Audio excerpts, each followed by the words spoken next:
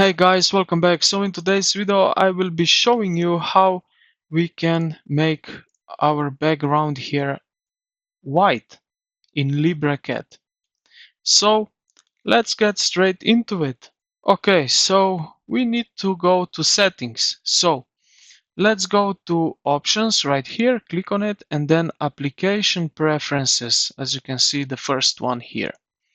And you will see directly when this window pop up here on the right side, we have background right over here. So we can select colors, the mix colors right here, and you can choose whichever color you prefer. So we will go with white and hit OK.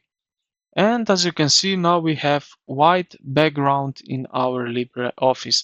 So this is how you can change the background color. I hope this video helped you out. If you did, consider to like the video and subscribe to the channel. Thank you for watching, and I will see you in the next.